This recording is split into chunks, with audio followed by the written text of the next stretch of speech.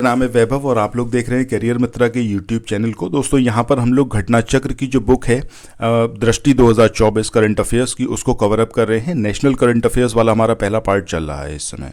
सो इसमें जितने भी आर्टिकल्स दे रखे हैं, हर किसी आर्टिकल की हम समरी यहाँ पर लेके आए हैं आपके लिए। अगर आपने प्रीवियस वीडियोज़ नहीं देखे, प्लेलिस्ट में जाकर ज़रूर देखिएगा। इससे बेनिफिशियल दूसरी कोई भी सीरीज़ आपको इस बुक पर नहीं मिलेगी पूरे यूट्यूब पर। बहुत ज़्यादा मेहनत के साथ में ये कंटेंट आपके लिए तैयार किया जा रहा है, एकदम सिंप्लीफाइड लैंग्वेज में। ठीक है, सो आप एक बार वीडियो देखिएगा। अगर आपको वीडियो पसंद आए तो लाइक का बटन ज़रूर प्रेस करिएगा, चैनल को सब्सक्राइब करना और इस वीडियो को शेयर करना प्लीज़ मत भूलिएगा। कम से कम इतना तो आप मेरे लिए कर ही सकते हैं, अगर आपको मेरी ये मेहनत लगे कि हाँ वाकई मैंने आपके लिए कुछ काम किया है तो। ठीक है, सो आइए शुरू करते हैं। पहला जो आर्टिकल है इसमें बात करते हैं हम ट्रैवल फॉर लाइफ की। अब ये जो ट्रैवल फॉर लाइफ कार्यक्रम रहा, अब इसमें सबसे पहले तो हम बात करें कि लाइफ का मतलब क्या है। अब ये जो लाइफ अभियान था ये काफ़ी पहले स्टार्ट करा गया था, जिसका फुल फॉर्म है लाइफ स्टाइल फॉर एनवायरनमेंट। ठीक है, अब ये जो कार्यक्रम है आपका ट्रैवल फॉर लाइफ, सो इसको कब, कहाँ और किस मंत्रालय के द्वारा लॉन्च किया गया, यही एग्जामिनेशन में पूछा जाता है। सो 27 सितंबर जो कि आपका विश्व पर्यटन दिवस होता है, उस टाइम पर इसको लॉन्च किया गया 2023 में। भारत मंडपम यहाँ पर नई दिल्ली में इसको आयोजित करा गया। और ये मंत्रालय कौन सा था आपका? पर्यटन मंत्रालय। सो ये तीनों पॉइंट एग्जैक्टली याद रखने हैं कि विश्व पर्यटन दिवस यानी कि 27 सितंबर 2023 इसको, इस कार्यक्रम को जो है आयोजित करा गया भारत मंडपम नई दिल्ली में पर्यटन मंत्रालय की ओर से। अब यहाँ पर दूसरी बात इसकी क्या है कि इस कार्यक्रम को निम्न भागीदारों द्वारा प्रारंभ किया गया। मतलब इस कार्यक्रम को आयोजित करने में किस किसने पार्टिसिपेट करा, तो ये तीन हैं जो आपको याद रखने हैं। केंद्रीय पर्यावरण, वन एवं जलवायु परिवर्तन मंत्रालय, दूसरा है संयुक्त राष्ट्र विश्व पर्यटन मंत्रालय और तीसरा है आपका संयुक्त राष्ट्र पर्यावरण कार्यक्रम यानी कि UNEP। सो ये तीनों ही इसके अंदर शामिल रहे इस कार्यक्रम को आयोजित करवाने में, ट्रैवल फॉर लाइफ। ये जो मिशन है, ये जो है मतलब पूरा आपका ट्रैवल फॉर लाइफ, ये मिशन लाइफ के अंतर्गत पर्यटन क्षेत्र के लिए एक क्षेत्रीय कार्यक्रम है। और इसके लक्ष्य की बात करें तो सतत पर्यटन के लिए राष्ट्रीय रणनीति के साथ अभिसरण यानी कि कन्वर्जेंस, इसमें देश में जो स्थायी पर्यटन है उसको बढ़ावा देना, ये इसका मेन लक्ष्य। ये बात करें कि इस मिशन के तहत कितने केंद्रीय विषय हैं, तो वो हैं आपके 8। ये नंबर एज इट इज़ याद रखिएगा। अब वो कौन कौन से हैं? वो है ऊर्जा की बचत, वो है आपका जल की बचत, सिंगल यूज़ प्लास्टिक या फिर एकल प्रयोग प्लास्टिक का बहिष्कार करना, अपशिष्ट यानी कि जो वेस्ट है उसको कम करना, स्थानीय व्यवसायों और समुदायों का सशक्तिकरण, इसके अलावा स्थानीय संस्कृति एवं धरोहर का सम्मान, स्थानीय खाद्य पदार्थों का सेवन, प्राकृतिक धरोहर का संरक्षण। ये 8 इसके प्रमुख विषय हैं। इस कार्यक्रम को 2 अलग अलग क्षेत्रों के लिए प्रारंभ किया गया। अब वो क्षेत्र कौन कौन से हैं? एक है आपका स्वच्छता के लिए ट्रैवल फॉर लाइफ। ठीक है, किसके लिए? स्वच्छता के लिए। ये एक राष्ट्रव्यापी स्वच्छता अभियान है जिसे देश के 108 पर्यटन स्थलों पर संचालित करने की योजना बनाई गई है। सो ये नंबर आपको याद रखना है कि कितने जगह पर इस कार्यक्रम को आयोजित किया जाएगा, चलाया जाएगा, 108 पर्यटन स्थलों पर। दूसरा इसका जो क्षेत्र है जिसमें ये कार्यक्रम जो है काम करेगा, वो है आपका ग्रामीण पर्यटन के लिए ट्रैवल फॉर लाइफ। तो ये दोनों चीज़ें याद रखनी है कि स्वच्छता के लिए ट्रैवल फॉर लाइफ जो कि 108 पर्यटन स्थलों पर चलाया जाएगा, संचालित किया जाएगा। दूसरा है ग्रामीण पर्यटन के लिए ट्रैवल फॉर लाइफ। अब इतना सब कुछ हमने बात करा है लाइफ के बारे में यानी कि लाइफ स्टाइल फॉर एनवायरनमेंट। तो एग्जैक्टली ये जो मिशन लाइफ है इसके बारे में भी आपको पता होना चाहिए। भारत जो है वो लाइफ को यानी कि लाइफ स्टाइल फॉर एनवायरनमेंट को अपने राष्ट्रीय स्तर पर निर्धारित योगदानों में शामिल करने वाला दुनिया का पहला देश है। उद्देश्य ये है कि पर्यावरण की रक्षा की जाए, उसका संरक्षण किया जाए। उसके लिए व्यक्तिगत और सामुदायिक कार्रवाई यानी कि लोग जो हैं इंडिविजुअली काम करें और कम्युनिटी स्तर पर भी एनवायरनमेंट के लिए काम करने के लिए प्रेरित हों, मोटिवेट हों। ये इसका मेन पर्पस है मिशन लाइफ का। कब, कहाँ और किसने इसको प्रस्तावित किया था? इसमें यहाँ पर 2 चीज़ें हैं। पहली बात ये कि प्रस्तावित कब किया था, दूसरी बात इसकी घोषणा कब की गई थी। 1 नवंबर 2021 को नरेंद्र मोदी हमारे प्रधानमंत्री हैं, इनने ग्लासगो यूनाइटेड किंगडम में जो COP यानी कि कॉन्फ्रेंस ऑफ पार्टीज़ ये जो चल रही थी 26 वाली, यहाँ पर इन्होंने इसको प्रस्तावित किया था कि इस तरीके का कार्यक्रम करना चाहिए। ठीक है, और इस मिशन की घोषणा कब, कहाँ और किसने की? 20 अक्टूबर 2022 को नरेंद्र मोदी ने Ekta Nagar Gujarat statue of unity से इस कार्यक्रम को स्टार्ट किया था। सो यहाँ पर ये जो डेट है 20 अक्टूबर 2022, इसको 100% याद रखिएगा। मिशन लाइफ बहुत ज़्यादा इंपॉर्टेंट है इस बार एग्जामिनेशन के पॉइंट ऑफ व्यू से। नरेंद्र मोदी तो खैर आपको याद रहेंगे ही, क्योंकि सारी जितने भी आप देखोगे आर्टिकल तो हर किसी में किसी का उद्घाटन, किसी का लॉन्चिंग डेट, सब कुछ नरेंद्र मोदी को ही आपको देखने को मिलेगा। एक आध आपको इधर उधर मिल सकता है। अच्छा, मिशन लाइफ का लक्ष्य की बात करें तो 2028 ये टारगेट है, 2028 तक हिंदुस्तान के न्यूनतम 80% गाँवों और जो स्थानीय शहरी निकाय हैं इनको पर्यावरण अनुकूल बनाना है। तो ये जो लक्ष्य है ये 2028 का है, ठीक है। ये लक्ष्य का ईयर आपको ज़रूर याद रखना है कि 2028 तक तकरीबन 80% गाँव या जो शहरी निकाय हैं, स्थानीय शहरी निकाय, इनको जो है पर्यावरण के अनुकूल बनाना, ये इसका एक पर्पस है या फिर एम है। इसके बाद बात करें सर्वश्रेष्ठ पर्यटन ग्राम प्रतियोगिता, बहुत इंपॉर्टेंट है। इसका आयोजन किसने करा इस प्रतियोगिता का? तो केंद्रीय पर्यटन मंत्रालय ने। और उद्देश्य क्या था कि ऐसे गांव को सम्मानित करना जो ग्रामीण पर्यटन स्थल का सबसे अच्छा उदाहरण प्रस्तुत करता हो।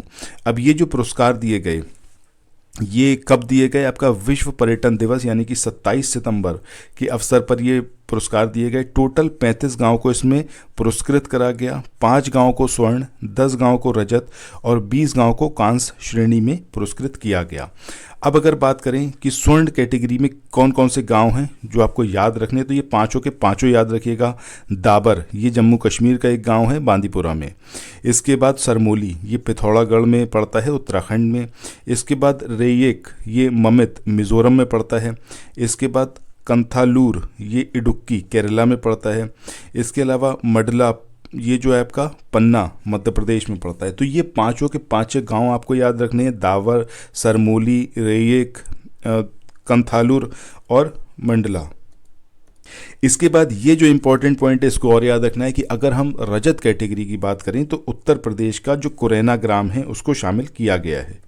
इसके बाद अगले आर्टिकल की बात करते हैं भारत डायनामिक्स ब्रांड की। अब ये जो भारत डायनामिक्स ब्रांड है ये NCOL द्वारा आयोजित राष्ट्रीय संगोष्ठी के मौके पर जो गृह मंत्री हैं और जो सहकारिता मंत्री भी हैं अमित शाह, इनके द्वारा भारत ऑर्गेनिक्स ब्रांड, इसके 6 उत्पादों को जारी किया गया। कितने उत्पादों को? 6 उत्पादों को। ये आपको यहाँ पर याद रखना है, ठीक है।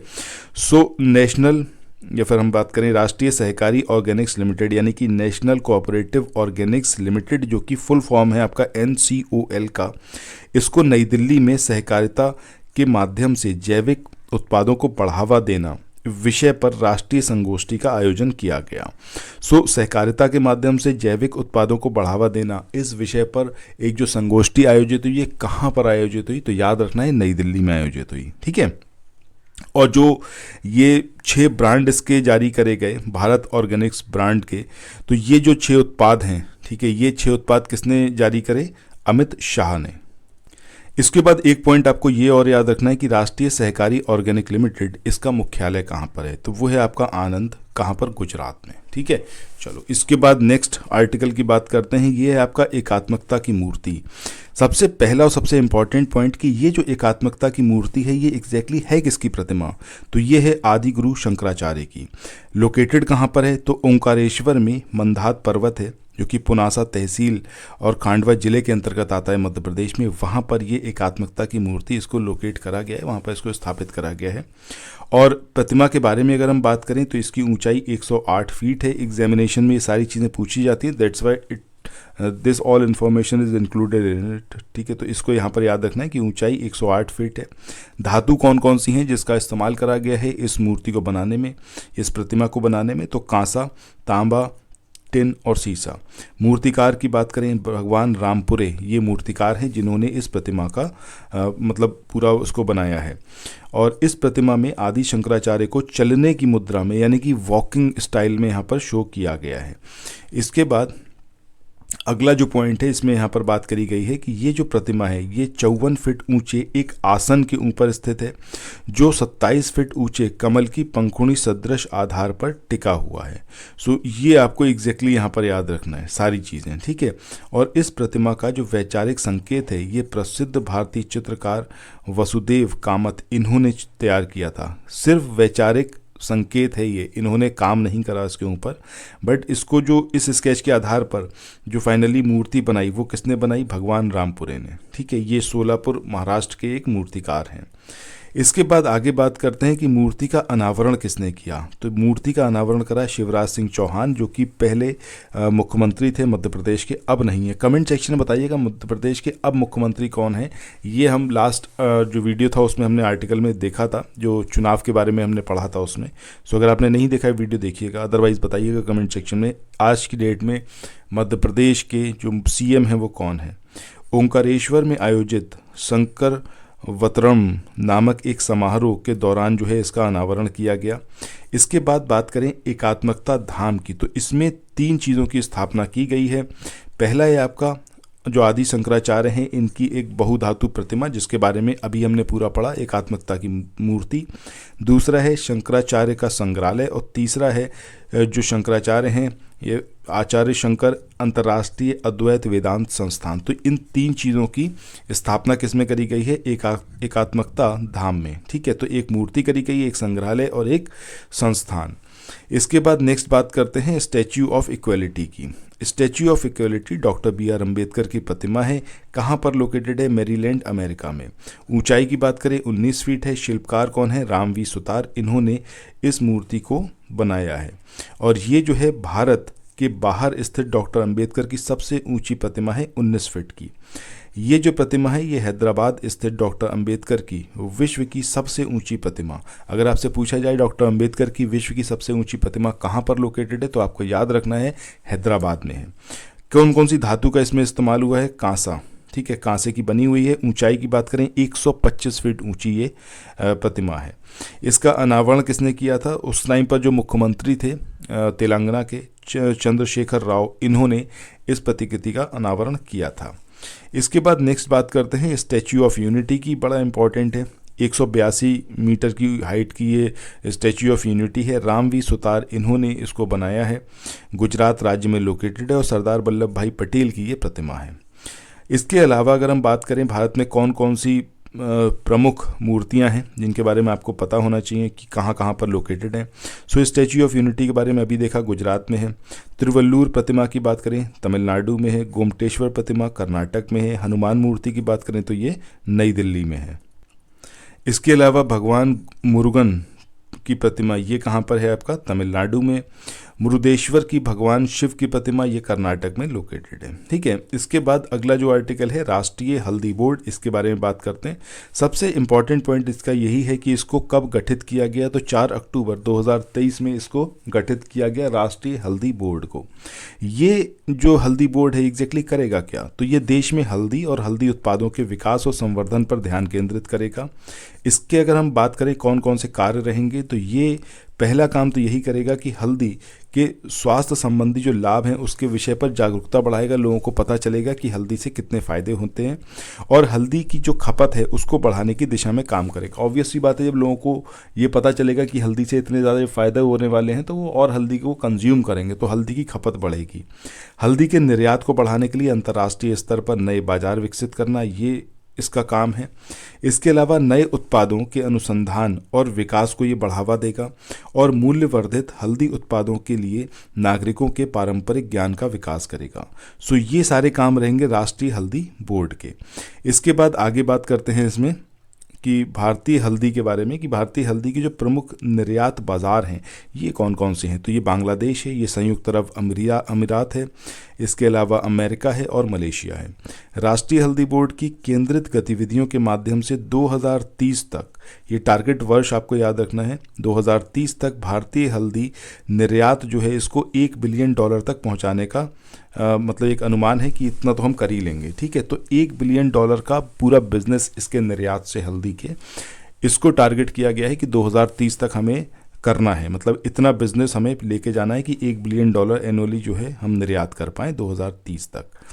इसके बाद आगे बात करें हल्दी की, तो वैज्ञानिक नाम क्या है इसका, कुरकुमा लौंगा, ये इसका वैज्ञानिक नाम है। ये जो है आपका जिंजीबेरेस परिवार का एक पुष्पीय पादप है।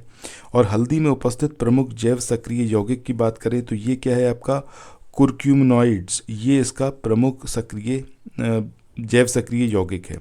जैव सक्रिय यौगिक जो होते हैं वो आपके प्रति ऑक्सीकारक यानी कि एंटीऑक्सीडेंट होते हैं और कैंसर रोधी गुणों के लिए ये उत्तरदायी होते हैं। भारत विश्व में हल्दी का सबसे बड़ा उत्पादक, उपभोक्ता और निर्यातक है। मतलब इन तीनों ही कैटेगरी में, चाहे हम कंज्यूम की बात करें, चाहे हम प्रोडक्शन की बात करें, और चाहे हम बात करें इसमें इसको निर्यात करने में, एक्सपोर्ट करने में, तो इंडिया तीनों ही प्लेसेस पर हल्दी के मामले में नंबर 1 पे है।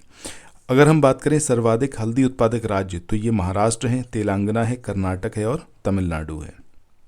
इसके बाद ये जो आप आर्टिकल अब पढ़ने वाले हो, नारी शक्ति वंदन अधिनियम, 2000% इस बात की गारंटी है कि आपको क्वेश्चन यहाँ से मिलेगा ही। अब इसमें 2-3 पॉइंट हैं जो आपको एग्जैक्टली याद रखने हैं। सबसे पहला अगर हम बात करें कि कॉन्स्टिट्यूशनल अमेंडमेंट कौन से नंबर का, तो 106, ठीक है, 106वां कॉन्स्टिट्यूशनल अमेंडमेंट, ठीक है, ये इसके तहत हुआ है। और दूसरा आपको याद रखना है आर्टिकल्स। एक आर्टिकल है आपका 239AA, इसको इसमें संशोधन किया गया। इसके अलावा 300A, 302A और 304A, ये 3 आर्टिकल ऐड करे गए हैं। ये जो मैंने बिल्कुल स्टार्टिंग में आपको पॉइंट बताए, यहाँ से आपको 100% क्वेश्चन मिलेगा। अब यहाँ पर पहले हम बात करते हैं कि महिला आरक्षण विधेयक पारित करने के जो प्रयास हुए उसके बारे में क्या कुछ इतिहास रहा है। ये नारी शक्ति वंदन अधिनियम, ये जो नाम दिया गया नारी शक्ति वंदन, ये नरेंद्र मोदी ने ही इसको दिया था। इसके बारे में अभी हम आगे बात करेंगे। पहली बार कब इसको प्रस्तुत किया गया, तो 1996 में जो 11वीं लोकसभा थी, जब प्रधानमंत्री कौन थे, HD देवेगौड़ा, उनके टाइम में इसको पहली बार प्रस्तुत किया गया।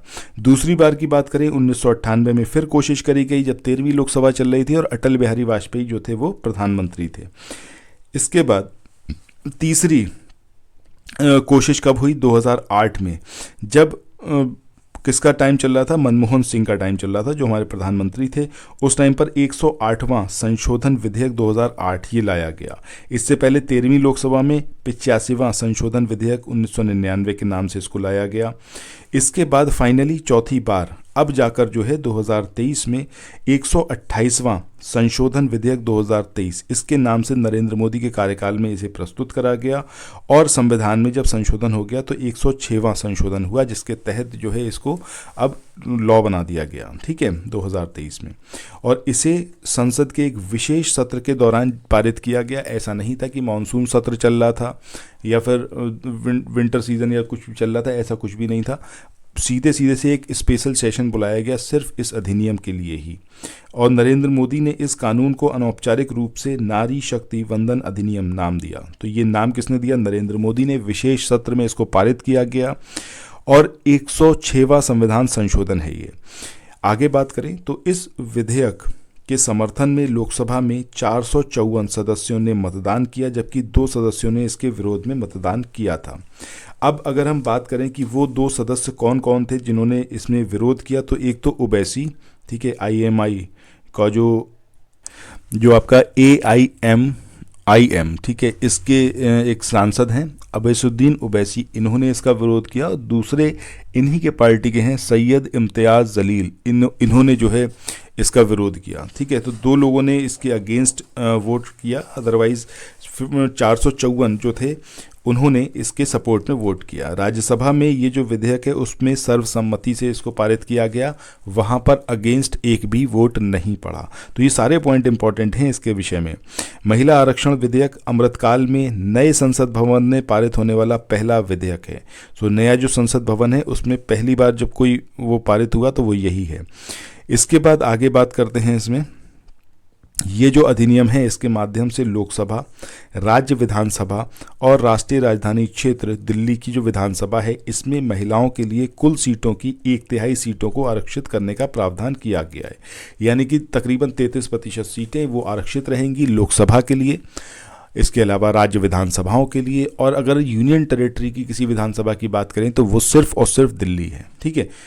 अब ये जो संविधान के किस अनुच्छेद में संशोधन किया गया और कौन से नए अनुच्छेदों को जोड़ा गया, जो हमने बिल्कुल स्टार्टिंग में बात करी थी इसके विषय में कि संविधान में जो संशोधन हुआ जिसको हम 106वां संशोधन कहेंगे अब, ठीक है, जिसके तहत इस नारी शक्ति वंदन अधिनियम को जोड़ा गया, मतलब इसको कानून बनाया गया। सो इसके माध्यम से संविधान कि अनुच्छेद 239 डबल ए इसमें संशोधन करा गया, जबकि 3 नए संशोधन मतलब अनुच्छेद जोड़े गए 330 ए, 332 ए और 334 ए। ये दोनों पॉइंट की ये अमेंडमेंट कौन सा है और कौन कौन से आर्टिकल जोड़े गए और किसके अंदर अमेंड किया गया, ये आपको याद रखना है। अब ये जो 330 ए है इसका मतलब क्या है, इसमें यह बताया गया है कि संविधान में क्या कुछ जो है प्रावधान किए गए हैं। पहला प्रावधान क्या है कि लोकसभा में अनुसूचित जातियों और अनुसूचित जनजातियों यानी कि शेड्यूल कास्ट और शेड्यूल ट्राइब्स, इनके लिए जो आरक्षित सीटें हैं इसमें से 1/3 सीटें महिलाओं के लिए आरक्षित होंगी। मान लीजिए अगर एससी की हम बात करें तो लोकसभा में 40 सीटें इनके लिए रिजर्व हैं सपोज, ठीक है। सो इस 40 में से 1/3 सीटें ये किसके लिए रहेंगी, फीमेल्स के लिए रहेंगी जो कि एससी कैटेगरी की हैं। सो ये बात यहाँ पर कहने की है, 330 ए के अंदर ये प्रावधान किया गया है। दूसरी बात, लोकसभा में प्रत्यक्ष निर्वाचन के माध्यम से जो सीटें भरी जाती हैं इन टोटल, उसमें 1/3 सीटें ये अनुसूचित जाति और अनुसूचित जनजाति की महिलाओं के लिए आरक्षित सीटों की संख्या सहित महिलाओं के लिए आरक्षित होंगी। यानी कि अगर मान लो लोकसभा में जितनी भी सीटें हैं उसका 1/3 ये रिजर्व रहेंगी फीमेल्स के लिए, और इन फीमेल्स में एससी और एसटी दोनों की फीमेल्स इंक्लूडेड रहेंगी, ठीक है। इसके बाद नेक्स्ट बात करते हैं 332 ए ये जो आर्टिकल है इसको जोड़ने के माध्यम से प्रत्येक राज्य की विधानसभाओं में जो महिलाओं की सीटें हैं वो आरक्षित की जाएंगी।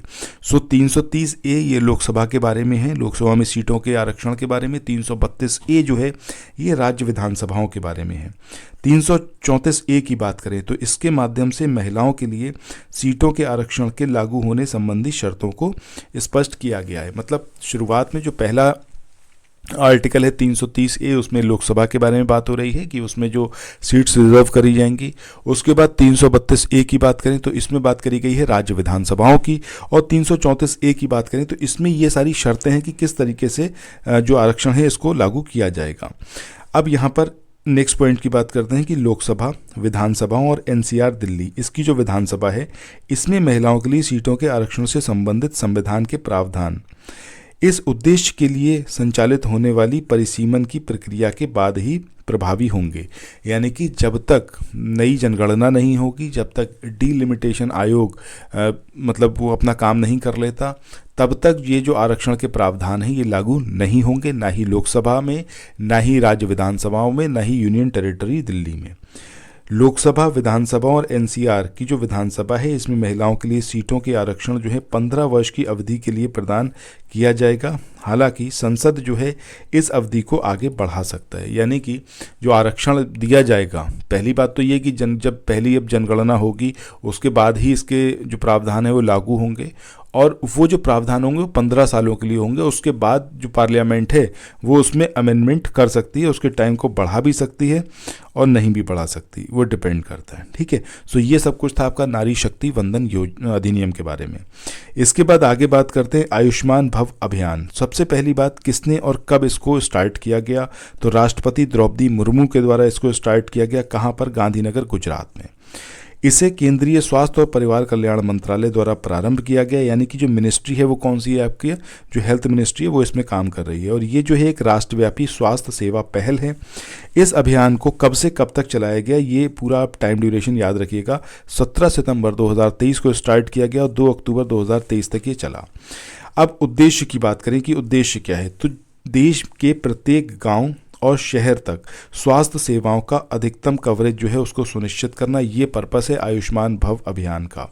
प्रधानमंत्री जन आरोग्य योजना, आईडी निर्माण और गैर संचारी रोगों की जांच और उनका प्रबंधन, इससे संबंधित सेवाओं के बारे में जागरूकता बढ़ाना, ये इसका उद्देश्य है। इसके अंतर्गत 3 घटकों के माध्यम से स्वास्थ्य सेवाओं की अधिकतम कवरेज सुनिश्चित करने की परिकल्पना की गई है। अब वो 3 घटक कौन कौन से हैं? पहला है आयुष्मान आपके द्वार 3.0, दूसरा है आयुष्मान मेला, तीसरा है आयुष्मान सभा। इनके माध्यम से कंप्लीट कवरेज उसको प्राप्त करना है। इसके बाद आयुष्मान भारत की बात करते हैं। तो ये जो आयुष्मान भारत योजना है इसको सार्वजनिक स्वास्थ्य कवरेज के दृष्टिकोण को प्राप्त करने के लिए राष्ट्रीय स्वास्थ्य नीति 2017 की सिफारिशों के अनुरूप लॉन्च किया गया था। अगर हम बात करें जो सतत विकास लक्ष्य हैं तो उसमें लक्ष्य नंबर 3 जो है वो अच्छे स्वास्थ्य और कल्याण से संबंधित है। सो ये लक्ष्य भी एग्जामिनेशन में पूछे जाते हैं, इनको ज़रूर याद रखें। इसके बाद आयुष्मान भारत में 4 स्तंभ शामिल हैं। पहला है स्वास्थ्य एवं कल्याण केंद्र यानी कि हेल्थ एंड वेलनेस सेंटर्स। दूसरा है प्रधानमंत्री जन आरोग्य योजना पीएमजे। तीसरा है प्रधानमंत्री आयुष्मान भारत स्वास्थ्य अवसंरचना मिशन यानी कि PMABHIM। इसके अलावा प्रधानमंत्री आयुष्मान भारत डिजिटल मिशन यानी कि PMABDM। ठीक है, इसके बाद आगे बढ़ते हैं, बात करते हैं आरोग्य मंथन 2023 की। सो इसकी अवस्थिति कहाँ पर ये आरोग्य मंथन 2023 का आयोजन किया गया, तो विज्ञान भवन नई दिल्ली में। कब से कब तक करा गया, तो 25-26 सितंबर 2023 तक, यानी कि 2 दिन ये चला आरोग्य मंथन 2023। आयोजनकर्ता की बात करें तो राष्ट्रीय स्वास्थ्य प्राधिकरण, इसके द्वारा इसको आयोजित किया गया और इसे आयुष्मान भारत प्रधानमंत्री जन आरोग्य योजना, जो कि 23 सितंबर 2023 को, मतलब इसके कार्यान्वयन के 5 साल पूरे हो गए थे, और आयुष्मान भारत डिजिटल मिशन जिसके दूसरी वर्षगांठ थी जिसकी, और जिसको 27 सितंबर को दूसरी इसकी वर्षगांठ हुई थी, इसकी सफलता के उत्सव को मनाने के लिए राष्ट्रीय स्वास्थ्य प्राधिकरण द्वारा आयोजित किया गया था। ठीक है, सो क्यों करा गया, क्योंकि आयुष्मान भारत प्रधानमंत्री जन आरोग्य योजना ये सफलतापूर्वक इसका कार्यान्वयन चल रहा है, 5 साल इसके पूरे हो गए। इसी तरीके से आयुष्मान भारत डिजिटल मिशन, इसके भी जो है 2 साल अब हो गए। सो उसी को उत्सव के रूप में मनाने के लिए इसको स्टार्ट किया गया। अब ये बात करें कि इस अवसर पर पीएमजे और ABDM इसके प्रभावी कार्यान्वयन के लिए जो पुरस्कार दिए गए, निम्न को पुरस्कृत करा गया। पहला, सर्वाधिक संख्या में जो उपचार है, इसके संदर्भ में कौन कौन से विजेता रहे।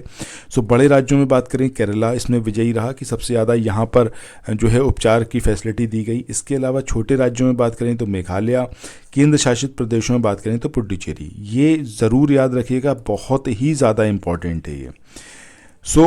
ये तो बात हो गई क्या कि उपचार के संबंध में। सब सर्वाधिक उपचार बड़े राज्यों में केरला, यूनियन टेरिटरी में पुडुचेरी, छोटे राज्यों में मेघालय। इसके अलावा अगर हम बात करें कि सर्वाधिक आयुष्मान कार्ड बनाने के संदर्भ में, तो इसमें बड़े राज्यों में असम, छोटे राज्यों में नागालैंड और केंद्र शासित प्रदेशों में जम्मू कश्मीर। ये दोनों ही चीज़ें आपको यहाँ पर याद रखनी है। दोनों ही उसमें जो अलग अलग श्रेणी में जो अवार्ड दिए गए, PF पुरस्कृत किया गया। इसके बाद अगला आर्टिकल है हमारा कि मिथुन को खाद्य पशु का दर्जा दिया गया। अब पहली बात तो यही कि दर्जा दिया किसने, तो ये FSSAI इसने दिया, यानी कि भारतीय खाद्य सुरक्षा और मानक प्राधिकरण, इसके द्वारा दी गई। अब इसमें क्या क्या घोषणाएं की गई। पहली बात तो ये घोषणा की गई कि हर साल 1 सितंबर को मिथुन दिवस मनाया जाएगा। अब ये जो घोषणा थी ये करी किसने, ये करी आपकी राष्ट्रीय मिथुन अनुसंधान केंद्र। राष्ट्रीय मिथुन अनुसंधान केंद्र ने ये घोषणा करी कि हर साल 1 सितंबर को मनाया जाएगा मिथुन दिवस। दूसरी, मिथुन का जो मास है इसको एक नाम दिया गया, वो नाम क्या है आपका, विशी। विशी नाम दिया गया मिथुन के मास को। मिथुन को घरेलू पशु विविधता सूचना प्रणाली डेटाबेस में भी शामिल कर लिया गया है। ये सारे इंपॉर्टेंट पॉइंट हैं। बाकी बात करें मिथुन ये जो पशु है इसके बारे में, तो इसका वैज्ञानिक नाम है बॉस फ्रंटेलिस, और इसे जो है पर्वतों के पशु के नाम से भी जाना जाता है। ये बोविड या फिर बोविडे परिवार का एक सदस्य है, और मवेशियों और जो भैंस होती हैं इनके दूरस्थ संबंधी है, मतलब इनसे इसका रिलेशन है। मिथुन की सर्वाधिक संख्या वाला जो राज्य है वो अरुणाचल प्रदेश है। इसके अलावा जो दूसरे प्रदेशों पाया जाता है वो नागालैंड है, मणिपुर है, मिजोरम है। नेक्स्ट पॉइंट की बात करें कि 20वीं पशु जनगणना में मिथुन की जो संख्या है हिंदुस्तान में वो कितनी है, 3.8 लाख। ये 2019 में जारी करी गई थी 20वीं पशुधन गणना। इसके बाद अगला आर्टिकल है सांची। ये हिंदुस्तान का पहला सौर शहर बना है। अब ये तो चलो बात ठीक है, हिंदुस्तान का ये पहला सौर शहर बना है, लेकिन सांची को जो है शुद्ध शून्य उत्सर्जन शहर बनाने के लिए मध्य प्रदेश सरकार ने किस किस के साथ में समझौता किया, तो ये नवीन और नवीकरणीय ऊर्जा विभाग और IIT कानपुर के बीच में समझौता हुआ है। ये काफ़ी इंपॉर्टेंट है क्योंकि यहाँ पर यूपी का एक जो इंस्टीट्यूट है वो शामिल है, IIT कानपुर। ठीक है, सांची के निकट स्थित सौर परियोजनाएं जिनसे सांची को सौर शहर बनाने में मदद मिली, इसमें एक है आपका नागौरी। यहाँ पर एक 3 मेगावाट की सौर परियोजना है जिसने हेल्प करी है सांची को पहला सौर शहर बनाने में। दूसरा जो यहाँ पर है वो है आपका गुलगांव, बट ये अभी फाइनलाइज नहीं हुआ है, मतलब ये अभी बना नहीं है, बन के तैयार नहीं हुआ है, लेकिन इससे भी काफ़ी सपोर्ट मिलेगी। गुलगांव में 5 मेगावाट की सौर परियोजना लग रही है। इसके अलावा बात करें सांची स्तूप की, तो इसकी अवस्थिति क्या है, रायसेन जिला मध्य प्रदेश में लोकेटेड है, और यहाँ पर जो सांची स्तूप के नाम से भी इसको जाना जाता है, ठीक है, सांची को। और सांची स्तूप का निर्माण किसने कराया था, अशोक ने। कब कराया था, तीसरी शताब्दी ईसा पूर्व में। 1989 में सांची के जो स्तूप है इनको विश्व धरोहर सूची जो यूनेस्को की है उसमें शामिल किया गया। इसके बाद आगे बात करें मोढेरा, ये भारत का पहला 24x7 यानी कि 24x7 सौर ऊर्जा संचालित गांव बना। ये कहाँ का है, आपका गुजरात में है। घोषणा किसने करी, नरेंद्र मोदी ने करी 2022 में कि मोढेरा जो है हिंदुस्तान का पहला सौर ऊर्जा संचालित गांव है। मोढेरा का जो सौरीकरण है ये सूर्यग्राम परियोजना के तहत किया गया है। इसके बाद नेक्स्ट आर्टिकल की बात करते हैं जो कि है आपका NCERT डीम्ड यूनिवर्सिटी का दर्जा इसको दिया गया, ठीक है। सो NCERT को डी नोवो, अब ये डी नोवो कैटेगरी ज़रूर याद रखनी है, इस कैटेगरी में डीम्ड यूनिवर्सिटी का दर्जा दिया गया है। नोवो संस्थान ऐसे संस्थान होते हैं जो ज्ञान के विशिष्ट और उभरते हुए श्रेणी में शिक्षण और अनुसंधान पर केंद्रित होते हैं, यानी कि इसके अंदर इनोवेशन से रिलेटेड चीज़ें होती हैं, कुछ नया लेके आते हैं। इसके अलावा डीम्ड यूनिवर्सिटी की बात करें तो ये ऐसे संस्थान होते हैं जो स्वयं के डिग्री कार्यक्रमों की पेशकश करने की अनुमति इनको दी जाती है, यानी कि ये अपनी तरफ से डिग्री दे सकते हैं, ये किसी और यूनिवर्सिटी से एफिलिएटेड नहीं होते हैं, ठीक है, जो नियमित विश्वविद्यालय द्वारा प्रदान किए जाने वाले डिग्री कार्यक्रमों के समकक्ष होते हैं। तो ये होते हैं आपका डीम्ड यूनिवर्सिटी और नोवो संस्थान, दोनों के बारे में याद रखना है। इसके बाद अगला जो आर्टिकल है इसमें हम लोग बात करेंगे स्वच्छ वायु सर्वेक्षण 2023 की। बहुत इंपॉर्टेंट है। पहली बात तो ये कि ये किसकी, कौन से मंत्रालय की पहल है, तो ऑब्वियस सी बात है केंद्रीय पर्यावरण वन और जलवायु परिवर्तन मंत्रालय की एक पहल है। उद्देश्य है वायु गुणवत्ता के आधार पर 131 शहरों की रैंकिंग तैयार करना। This is very very important. कितने शहर इसमें शामिल करे गए हैं, 131। इसे international day of clean air for blue skin जो कि 7 सितंबर को मनाया जाता है उसके अवसर पर घोषित करा गया स्वच्छ वायु सर्वेक्षण, ठीक है। कब करा गया, international day of clean air for blue skin. आगे बात करते हैं राष्ट्रीय स्वच्छ वायु कार्यक्रम की। तो 2019 में इसको लॉन्च किया गया था जलवायु परिवर्तन मंत्रालय के द्वारा। उद्देश्य है कि शहरी क्षेत्र हो गया या फिर जो राष्ट्रीय स्तर है यहाँ पर मतलब पूरे देश में जो वायु की गुणवत्ता है इसको सही किया जाए, इसमें सुधार किया जाए। टारगेट क्या है कि अगले 5 वर्षों में जो पर्टिकुलेट मैटर है पीएम स्तर में 20 से 30% की कटौती करना, और इसके तहत कुल जो लक्षित शहर हैं वो कितने हैं, 131, ठीक है। अब इसमें अलग अलग कैटेगरी में जो शीर्ष में 3 शहर रहे उनको यहाँ पर देख लेते हैं। सबसे पहले बात करते हैं कैटेगरी 1 श्रेणी 1 की। तो इसमें 10 लाख से अधिक जनसंख्या वाले शहरों को शामिल किया गया। इंदौर नंबर 1 पे रहा, आगरा उत्तर प्रदेश का नंबर 2 पर रहा, और थाने महाराष्ट्र का ये नंबर 3 पे रहा। ये तो आपको एज इट इज़ याद रखना है कि इंदौर नंबर 1 पर, आगरा नंबर 2 पर और थाने नंबर 3 पर।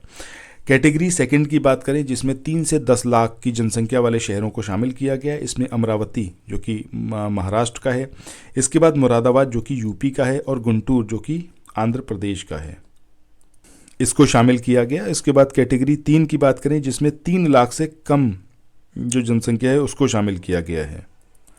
इस कैटेगरी में परवाणु जो कि आपका हिमाचल प्रदेश का एक शहर है, इसके अलावा काला अम्ब ये हिमाचल प्रदेश का है, और अंगुल ये उड़ीसा का है। तो इनको इसके अंदर शामिल करा गया है इस कैटेगरी में जिसमें 3 लाख से कम जनसंख्या वाले शहरों को लिया गया है। इसके बाद उत्तर प्रदेश की स्थिति की बात करें तो यहाँ पर जब हम ब्रैकेट्स की बात करेंगे तो इसमें हम समग्र रैंकिंग की बात करेंगे। आइए देखते हैं।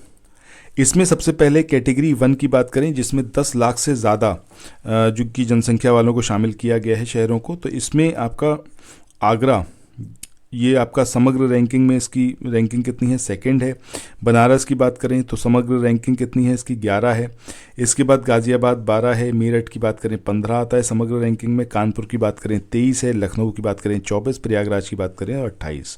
ये जो अपन श्रेणी 1 की बात करते हैं जिसमें 10 लाख से ज़्यादा जनसंख्या वाले क्षेत्रों को शामिल किया गया है।